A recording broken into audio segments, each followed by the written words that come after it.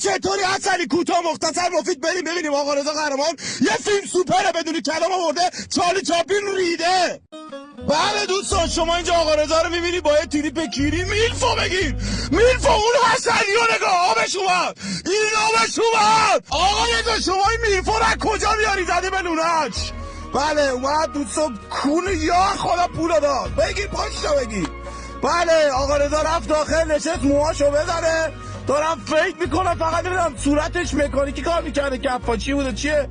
بابا خاکاس کتونی، تو کتونی مگه مزون لباسه کف چرا پوشیدی؟ اینجا میندازه دنباله. بابا پا بره نی رضا تو پا بره نی خور رعایت کنی کس چرا رو.